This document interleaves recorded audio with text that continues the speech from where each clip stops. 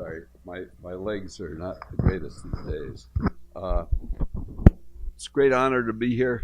Tamir, I hope I didn't only, taught you by doing, besides just teaching by words, because I'm not much for words. Let me say, in our specialty, I'm known for laparoscopic hysterectomy more than anything else. That's why most gynecologists know the name. But the truth of the matter is, my true love and most of my patients were for endometriosis. And I learned from, I believe, the best at that time in the early 70s from Robert Kistner in Boston. And I was able to do a couple of rotations with him. And after that, I went into private practice. And I was lucky enough, I went to a town where my mother practiced medicine for many years and delivered lots of babies. So I had a lot of patients along that line. Plus I inherited an infertility clinic as part of a nurse midwife program with over 100 active patients who had never been laparoscoped. So that was the state of the art then. As far as in communities throughout the United States, there's nobody who'd even been laparoscoped. And where I trained with the master, with Robert Kistner, he was fantastic on all the ovarian work, but he would do very little in the cul-de-sac. Instead, he'd do a presacral neurectomy on everybody. So we all became very good at doing presacral neurectomies. But the cul-de-sac was hidden. And this guy was capable. I mean, he could do gallbladders, he could do all the cancer surgery. But anyway, getting back to GYN. Incidentally, I'd like to just mention a little story that sort of eliminates GYN and our specialty. Our specialty is a funny specialty because you have obstetrics and you have gynecology. So you have people who are very interested in delivering babies and you have people who are very interested in doing good surgery. The problem is very few train at surgery specifically. So, the progress has been very slow. My wife had to go for a sinus infection the other day to a regular doctor in our town, and we walked into the office, and he had a nurse come in and give her a little anesthetic, just a blow into each nostril. And he came in, he took a scope right off the shelf and looked into her nose, which I was sort of blown away by this. But anyway, he looked into her nose and he could see in one nostril, he could sort of see purulent material, that's pus, yellow, coming out, but that I would only see at pelvic abscess surgery. I'm thinking, my gosh, that's ENT, where they come into a doctor's office and make the diagnosis and come out with knowing what's going on. In GYN, we still don't have that. Patient comes into the office and they're told, sometimes they're told when they have pelvic pain that the main problem is endometriosis. More and more commonly they're told that. And how do they know that? In most cases they don't. They treat the patient for pelvic pain. So, and this is a problem. My main topic is about ACOG. And the topic, I don't have it right here in front of me, but the topic was, the answer to the thing is ACOG, I don't think is very interested. They have so many other areas, especially today with our present president, to worry about. So I don't see them. Except if all of you get going and really push, it's not going to come from the doctors, it's going to come from the patients. I think that's what's going to be necessary in our future.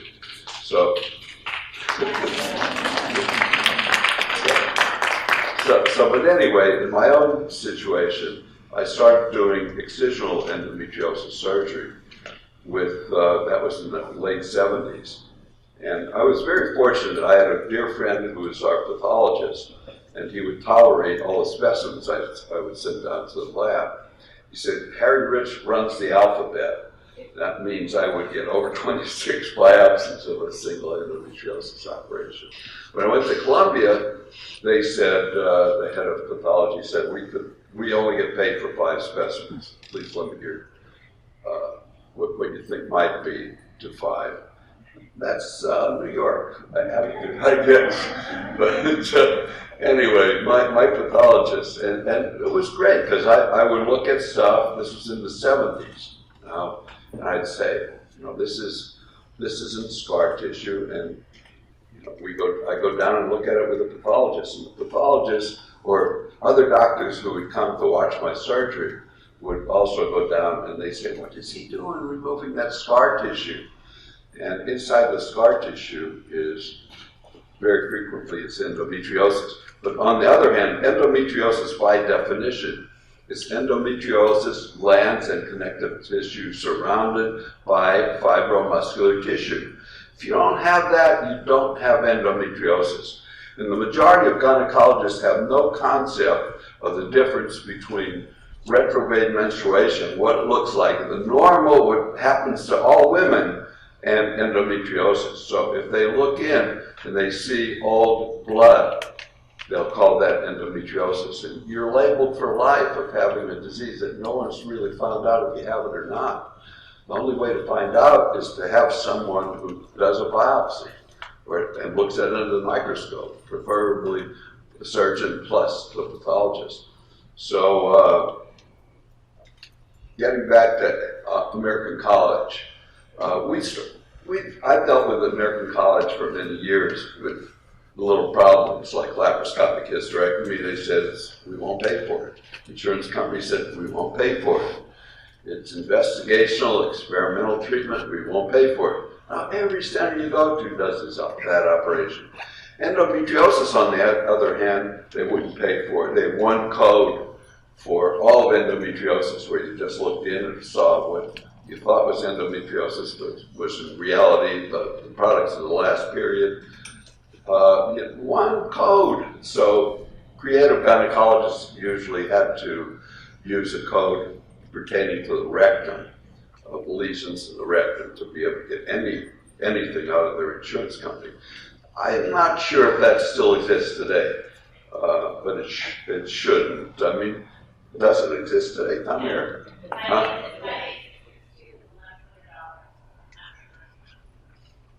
So, so for one reason, hysterectomy's done a little better than endometriosis, I guess, in our system. I say for one reason, but I don't believe that hysterectomy, it's been quite maligned of recent years in the press, but the problem is that hysterectomy does not cure endometriosis. Endometriosis that I'm dealing with most of the time involves the ligaments behind the uterus, the uterosacral ligaments, sometimes the pelvic sidewall. If you take out the uterus, you're just doing nothing basically for the patient except solving her problem with her periods, because there won't be any more periods. But if there's endometriosis, it will still be there. And I've even seen endometriosis present in women taking a lot of hormones post-hysterectomy, and some occasionally, or pre-hysterectomy even, some of them have required hysterectomy because of the problem of pain from the endometriosis, because you have fibrous scar tissue surrounding endometriosis glands and stroma. So, so anyway, I like to emphasize again, hysterectomy is not the cure for endometriosis. The cure, if someone is interested in the hysterectomy, the cure is to take out the endometriosis and then do the hysterectomy, 2 in 1. I was getting into the thing about a lot of hormones. I don't want to give the wrong impression. I am 100%, more than 100% for hormonal therapy after menopause or after surgical menopause. Because the surgeon, if you go to the right surgeon, will remove all the endometriosis. There won't be any endometriosis to cause any problems.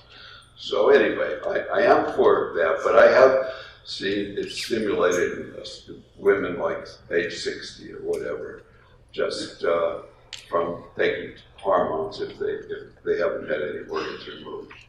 Now, Tamir and I and a couple other people went to American College OBGYN headquarters in Washington, D.C.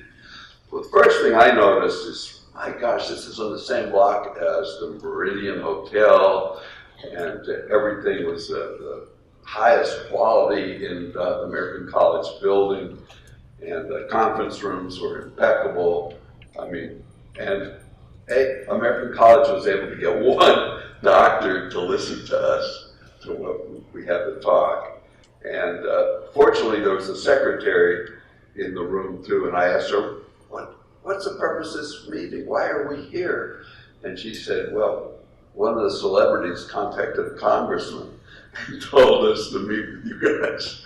That's all. You know, it's ridiculous. So, you know, it's not coming from the doctors. A lot of it's coming. If all of a sudden the doctors had to do proper treatment, you'd all be happier, I'm sure. We wouldn't be having this meeting, I would hope. So, so the more you can advocate for it, I think the better. I would like to answer some questions that some of you may have. I could do it in this general form, or we could wait till after. How much time do I have, Tommy? I never know. Okay.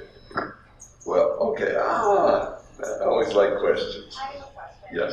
Have you, in your practice, found an increased number of women, post-menopause with endometriosis who may need hormonal therapy but have either been denied it or never ever been offered that? Definitely, 100%.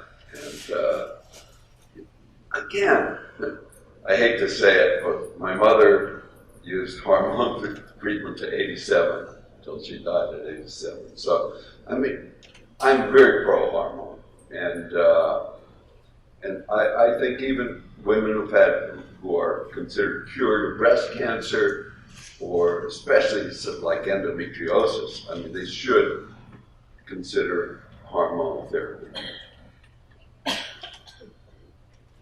By hormonal, I mean low dosage estrogen therapy. I mean, that's makes sense. We men, we have testosterone, although it gets low dosage as we get older, we still have it. Okay. Any other? Yes. Okay, just to briefly touch on ACOG, are you saying that it's not the actual doctors itself, or it is ACOG, the company, of why women with endometriosis are dealing with what we're dealing with now from a practical and political aspect as ACOG? Okay. Now, ACOG is American College OBGYN. When we do our residency in OBGYN, we're still not qualified, so to speak. We're not a fellowship. You have to get the FACOG. I'm FRCOG too, but anyway, you have to get that to be so. But anyway, so you have two divisions. You have a board of OBGYN, and you have a fellowship. And the fellowship comes automatically, the F part of the initial comes automatically if you pass your boards.